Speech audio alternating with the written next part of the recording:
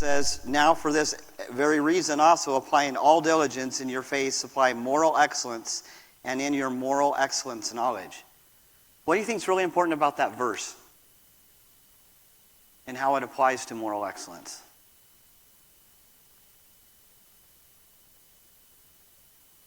I see a couple words there. You want to be consistent in applying it. You don't want to be wishy-washy. Absolutely. Yes? Diligence means you kind of work at it. It's a work in progress. It's not a one-time deal, so it's every day. Absolutely. That's going to be the next word we spent a lot of time on. Thank you, David. The word, the second time it's used in that verse is knowledge. In order for us to grow, the only way that we can grow with that is knowledge. Unfortunately, we don't come out of the womb bright, obviously. It takes a lot of work, right? It takes a lot of work for us to grow into who we become or we strive to be. That, with the word notwithstanding, it takes a lot for us to be able to grow in God's word. Chris is always talking about us of having to be in the word every single day. The word just doesn't fall on our head by osmosis, does it? It takes us working and striving to be in the word in order for us to grow. So how do we do that? One word that comes out to me is pursuit. The pursuit of the moral of God in every area of our life, which again ties in to our attitude. When I think of Christians, I think of people that are have the good attitude, that are exemplary of their attitude, that are bright, happy people, like the song talks about. We're not the people that are doldrum, and that you see. There's people that you run into that just kind of have that demeanor, that are just want to try to help them or hug them, just something to get them out of that. But Christians are supposed to be like that. We're supposed to have. Why shouldn't we be? We have all the blessings. We all have different things that cause us to stumble, right? But we're supposed to have that aptitude to be able to be happy, and that moral excellence and that attitude. It also says, and we're going to talk about diligence like David was talking about, a lot about the idea of diligent. So the idea of moral excellence, the quality of doing what is right and avoiding what is wrong. How do we do that? Other than living in a bubble or under a rock or never coming out of our house. How do we trying to avoid those things that are going to hit us every single day? Yes, sir. Verse 5 of 2 Peter 1, things that we're to add to our faith, virtue, knowledge, temperance, patience, gospel, repentance, and love. But then you continue going on in verse 8, for these things are yours and abound, you'll be neither barren nor unfruitful in the knowledge of our Lord Jesus Christ. Verse 9, for he who likes these things is short-sighted and blindness, and forgot that he was cleansed from his old sins. And verse 10, therefore, brethren, be even more diligent to make your calling election sure. If you do these things, you will never stumble. So there's the answer there. We'll never stumble if we add those things to our faith. Our faith will be stronger, and we build on that. Thank you. Yeah. It's not just a matter of just doing one or two things. It's a process. Thank you, Tim. Yeah.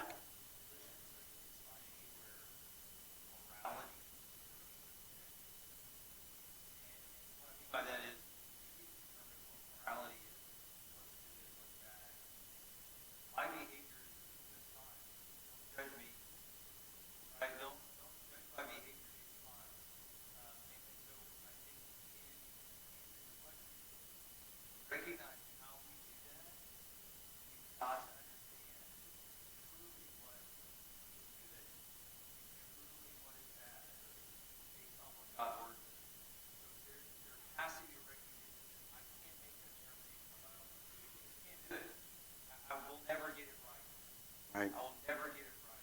So I've always got to go back, strive for it. It's said over and over again. Diligently searching the scripture to find out what does my behavior look like. It would be good. It's so true. The moral compass that used to be so easy for us to identify, in today's time, I don't think there's even a compass anymore. It's so broad that the standard that we used to live by is just, it's gone. Sean, did you have your hand up?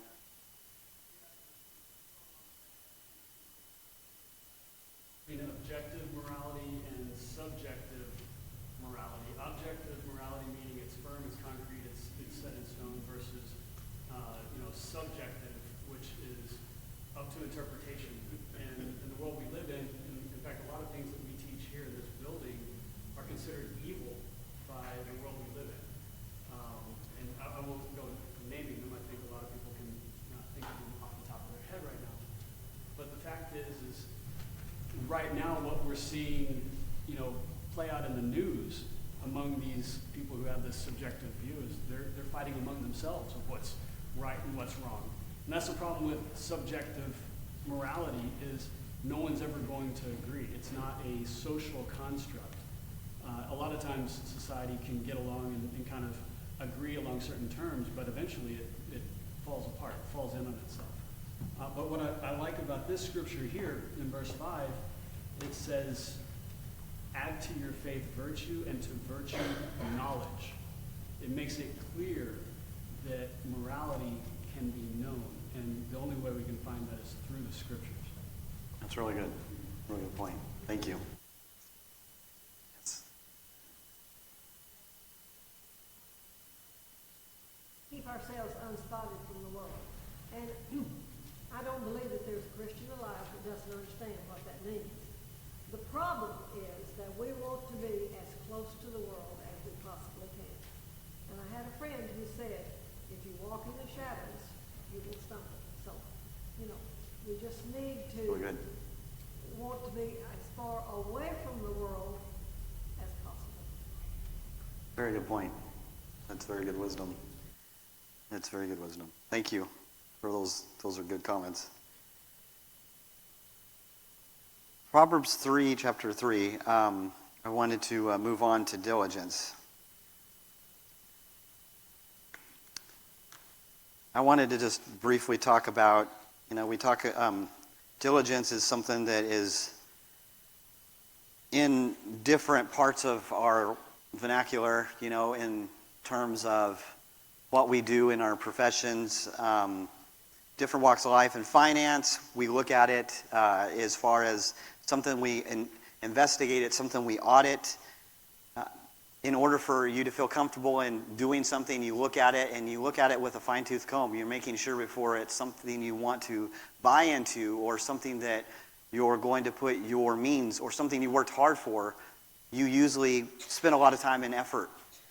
You put a lot of diligence into it from a financial aspect. You're not just going to spend everything you have to invest in something without auditing that. From a legal standpoint, you put your diligence in and your prudence in making a well-formed and well-informed decision from a legal standpoint for so you don't have a bad outcome. So you have a plaintiff and a defensive side. So if you're looking at it from a legal standpoint, there's a lot of ramifications. The scales have to be equal on both sides. And then there's contingency and from the real estate side, meaning that a company or a buyer has shown and confirmed interest to the seller. One of the several protections for a buyer when undertaking an investment or initiating a new contract. So just looking at this from a personal standpoint in business, when we're looking at diligence, shifting from moral excellence and how this ties in with Proverbs, and we're looking at it's diligence is something that we do every single day, whether it's with our biblical or our spiritual lives. There's things that we do every single day. We look at things from the scope of trying to make sure from a protection side that we're doing all that we can to protect ourselves as individuals. And I wanted to bring this up before we get into the Proverbs, that we do our due diligence in the frame of the sentence to ensure that we protect ourselves, from a financial, legal, and sometimes in real estate. From Proverbs, if we look at Proverbs chapter 3, verse 3 is one of the scriptures I wanted to look at. Do not let kindness and truth lead you. Bind them around your neck. Write them on the tablet of your heart. we were talking about moving on to diligence. How do we look at diligence when we think about things that are from the Bible and how we're trying to keep things from the Bible? And how does this verse relate to us as far as, I kind of jumped ahead a little bit with diligence, but when we're talking about things in about moral excellence, I'm going to go back again to moral excellence. This verse really ties into moral excellence. How can we not be kind and have truth in our heart if we're putting it on our heart? And again, this goes back to moral excellence. I jumped the gun a little bit with diligence, but how can we not do that if we have kindness in our heart? This verse really spells that out for us. And how I want to tie this back is, again, with this proverb. It talks about kindness and truth. We use our heart. We connect everything that we do with our heart. And again, when we were talking about our conscience being our guide, the connections the Bible uses sometimes is we use our heart. And if our heart, as Miss Martha was talking about, using that, if we're being unspotted from the world and our heart is of God, those two connect perfectly together. But if we're if we're unspotted from the world and we're binding them around your neck, then we need just like the verse says, it says that we need to write them on the tablet of your heart. And if you go to verse 4, it says, so you will find favor and good repute in the sight of God and of man. Trust in the Lord with all your heart and do not lean on your own understanding. And I think that's a good verse too when we're talking about our conscience. Because when we lean on our own understanding, I think that also can help us understand that we don't need to look at our conscience. We need to look at God's Word. All right. Anybody have anything they want to say regarding that before I move on? Even though I moved on to diligence before I finished my thought there. All right. All right. Proverbs chapter 4, verse 23. Watch over your heart with all diligence, for from it flows the spring of life.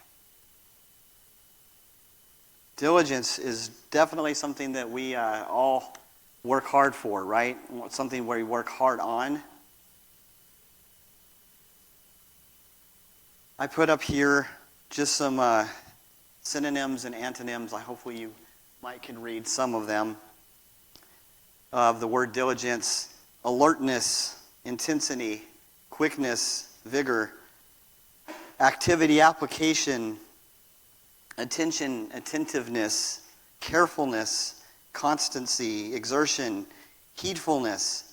These are all things that we do. I mean, talking about things that we do as far as diligence in our physical lives and our profession. If we didn't do some of these things, then a lot of these things can be missed. So tying back into Proverbs, if we're not watching over our hearts, how can this lead us away from God?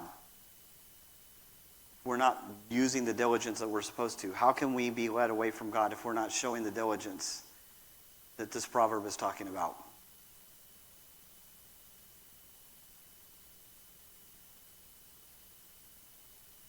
Yes. Quote that I heard at Sunday school this past summer, and this wise lady had said, if you want to increase the value in something, take care and invest time in it with them. And so if we're going to value our relationship with God, then we have to invest time. And that's the same thing with our children, their spouses, our home and physical possessions. We put a lot of value in our kids at all times with their sports and their activities and everything. But if we're not putting that value first in God, then all those other things are just going to fall and they're going to fail. So that is where the greatest value needs to be placed, and getting that right so that everything else works out. Very good. Thank you.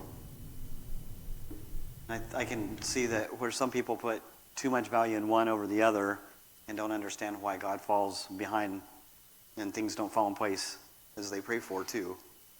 Thank you, Becky. All right, Proverbs chapter 10, verses 4 and 5.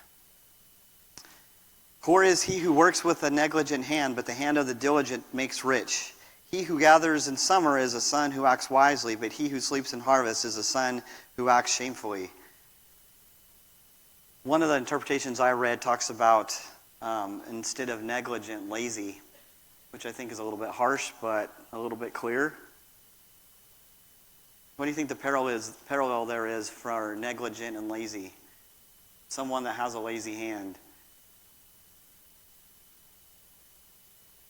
I mean, I have a few thoughts about how someone that works with a lazy hand, but what do you think?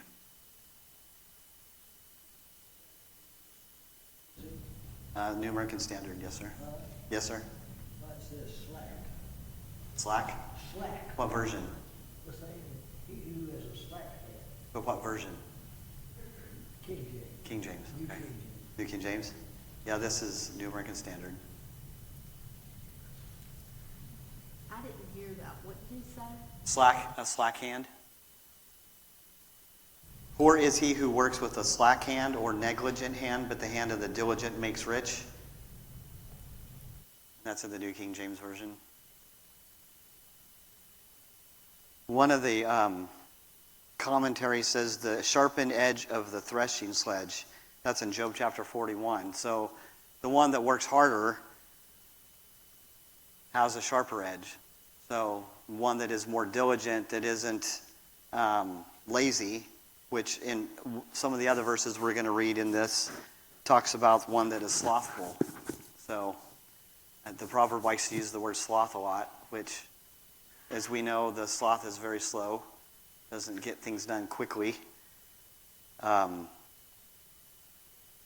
the hand of the diligent makes rich. Bless you. So another word for that is, again, the sharp, or for the threshing sledge is that of the one that is sharp. So who is the one that is pictured here? The one that is working with a negligent hand, and the one that is slower or sloth. Okay. Works hard with his hand, is working for the Lord, and So one that is willing to work versus one that isn't, right? So that someone that doesn't have diligence, yes. You know, there was no prosper from that because he did nothing. It's the same thing as a person with a garden. The garden's not going to plant itself, so you're not going to produce fruit unless you do the work. Right. Because there was no effort put into it, right? Is that what you said? I'm sorry. You're right behind. I couldn't see. That's better. Thank you, Leah. So we have to be diligent, is what you're saying. Yes, Sean? So in Matthew 6, it says, "For where your treasure is, your heart will be also." And so, in this, Proverbs 10, it's a kind of a general, practical observation. Wherever you put your effort, that's where you become rich. But there's so many ways to be rich, right? So there's actually evil people who are extremely wealthy, but they've obviously put a lot of effort into becoming wealthy. But then there are people who are wealthy with their family and their relationships. There are people who are wealthy in their spiritual knowledge and application of the Word of God. And so really this is, a practical message. And I think it just matters, where is your heart? And that's where your treasure is going to be, wherever you apply yourself. Very good. Good application. That's true. I like the converse side of that. That's really good. And the verse I was talking about was Job chapter 41, verse 30. His underparts are like sharp potsherds. He spreads out like a threshing sledge on the mire. So it's referencing the sharpening of something that, the potsherds. So, yeah, I'm just going to go with what you said, Sean. That makes a little bit more sense. Okay, the next one is Proverbs chapter 12, verse 24.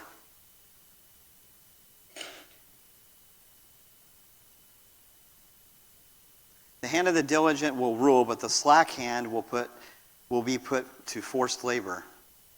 So this is, again, talking about, my version says the hand of the diligent for New American Standard. But the slack hand will be forced to labor. I was just thinking about, as Christians, how are we getting in? How do we get in places to where we're slothful? I think it was Chris just a week or two ago. It might have been this last week.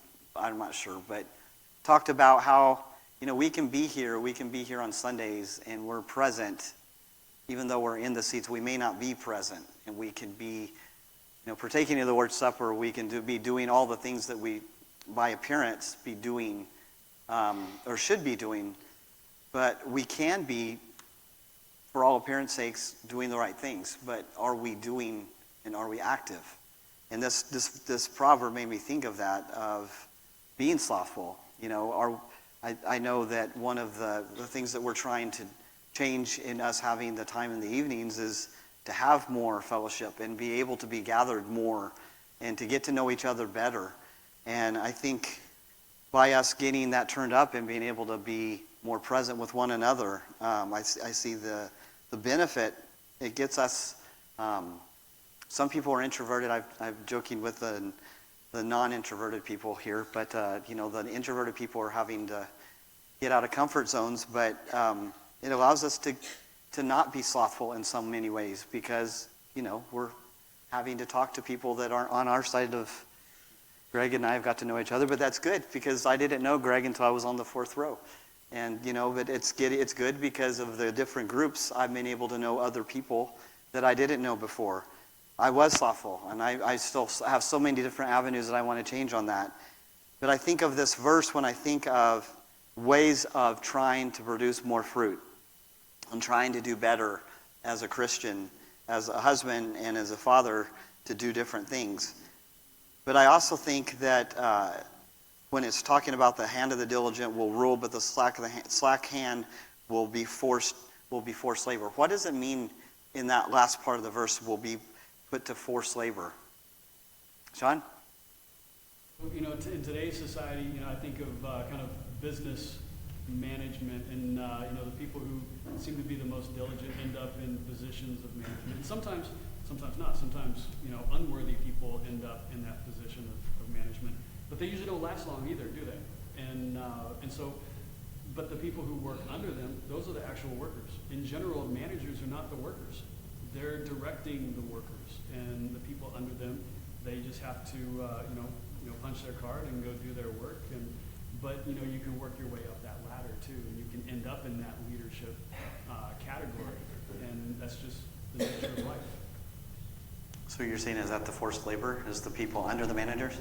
Well, in a lot of I think that there's kind of some parallels to what this would have been back in the day. But back in the day you would have had when this was written, you had kings and you had people over certain areas of land, and then you had people who had to work the land for those individuals. But you also had people who would enter into slavery because they got into debt that they could not pay. Right. And so they would sell themselves into a slavery situation. And whether that was from laziness and idle hands and taking things for granted, I don't know. You've got the wayward son who spent all of his inheritance and had to go back to his dad. So you've got all these situations. But I'm looking at today and how it applies to us. And No, that's good. It's a good parallel. A lot of parallels. Thank you. All right, Proverbs 12:27. It's barely down there. A lazy man does not roast his prey, but the precious possession of man is diligence. So this is again how the word slothful is used in a different translation. What does yours say? Does yours say slothful? Or on verse 27? Or what does yours say? Lazy? The lazy man? But the precious possession of a man is diligence. Any interpretations on this? All right. So one of the things that you find in diligence is the willingness to do multiple right things to get to an end result. In this case, with hunting. I can shoot a deer. But the difference here between two men who go and shoot a deer is I would be the guy who just shoots the deer, because that's what I can do. I can shoot a deer. what a diligent man would do is he would shoot the deer, then he would clean the deer, then he would cook the deer, and then he would salt the deer. And at the end of the day, I have a dead deer, and he has a lot of fresh meat.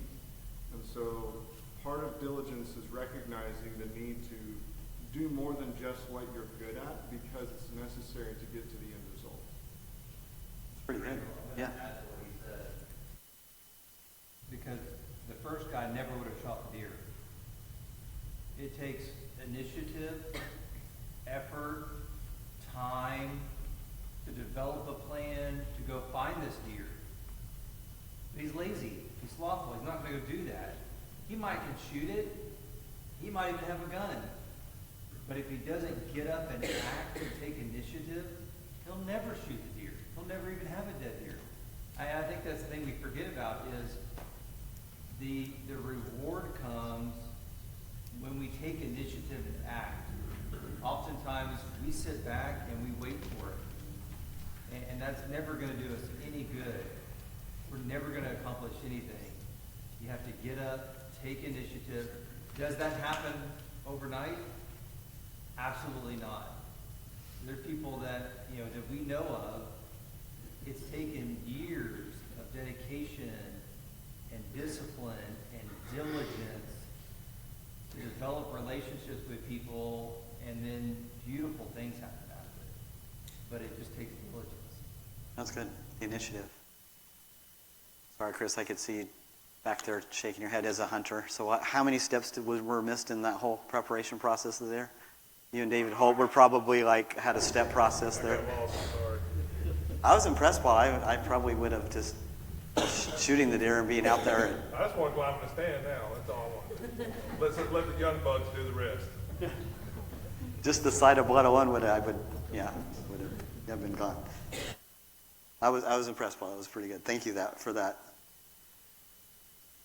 But I like the initiative too, because without taking the first step to have the diligence, you have to have that first step. I read something that says a lazy man starts projects but never finishes them. He thinks about hunting and providing for his family, but nothing appears on the table. Good plans or good intentions. And a lot of times I think about people that we know that just have this, you see these people, maybe people like this that just have this vision, and they're all about that vision. And they're very extraordinary people, but that's all it is. It's a vision, and you're starstruck by them, but then that's it. They don't ever have that first step. They don't ever follow through. But then there's the other people that might actually have beyond that can have the process and the workflow to follow through with that and actually have production and follow through and make that. But how many of us start projects, and how many of us, I'm one of those lazy men that I wouldn't say lazy, but I have lots of projects and they're in different spots. They get done in processes, but it talks about lazy man starts projects but never finishes them. And I think that's something a lot of us are all guilty of. All right, Proverbs chapter 13, verse 4. Got about 5 minutes left. The soul of the sluggard craves and gets nothing, but the soul of the diligent is made fat. That's a big one. Anybody want to take a stab at that one?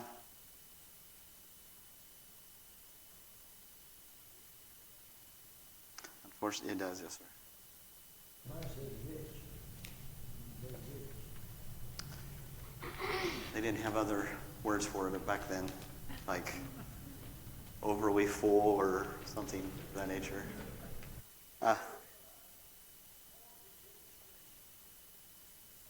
Used to.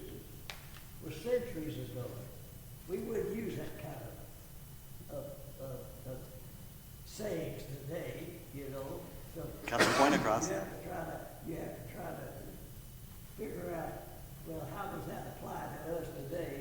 Because it's a stupid statement in ways, that we don't use those kind of Sure. illustrations, Well, my notes here, I put they lack the willingness to apply themselves to get it done. It's they crave, the soul of the sluggard craves and gets nothing, but the soul of the diligent is made fat. You know, a lot of times they don't have that ambition. Jenny? I could speak another language, but I can wish it all I want to. If I don't put in the diligence to study and learn it, I'm going to speak it. Right. I wish I had a better education, you know. I would like to do this, but if you sit and think about it, like you said, a vision is just a vision. We're craving it. We maybe want it really badly, but do nothing about it. Very good. Sometimes it takes inspiration. That's what I think of. Sean? The context of the surrounding scriptures, you know, to me this is actually very, very spiritual what it's talking about right here. I'm reading from the New King James, and it says, "The soul of a lazy man desires and has nothing, but the soul of the diligent shall be made rich." But if you go down to verse 7, "There is one who makes himself rich, yet has nothing, and one who makes himself poor, yet has great riches." And if you read the surrounding scriptures, it's talking about spiritual attributes. You know, righteous man, righteous guards. It's talking about wickedness. And to me, this is talking about, you know, the diligent, spiritually minded individual. That's what it's talking about. It's the soul of a lazy man, who's spiritually lazy man, has nothing. The soul of a spiritually diligent man shall be made rich. That's how I'm reading it. Okay. Very good. Now, Proverbs is a contrast. Contrast, you know, between wisdom and foolishness. Total contrast. And all of these sayings, they're different kind of sayings, but they all amount to the same thing. Which one do you think wins, wisdom or foolishness? Which one do you think wins, wisdom or foolishness? Well, I know one thing that a lot of these things I'm guilty of, but You don't have to answer that question then. All right, I think we're almost out of time. I'll leave you with this illustration, and I think this is how my week has been. And I think it's something we deal with every day. That's I think the boulder is just life, but the diligence to not be crushed by whatever that boulder is. We work on that every single day, and the scriptures help us to overcome that. Sometimes, you know, the rock is Satan. It could be whatever it is that he's put in front of you. But this lesson's been good, I think, for me to see the diligence that I need, and whatever it takes for us to overcome the things that get in our way. But I know that the one time that we don't push on that rock is the one time it's going to crush us. So I liked that illustration. So, all right, I appreciate everybody's comments, and we'll have another lesson next week.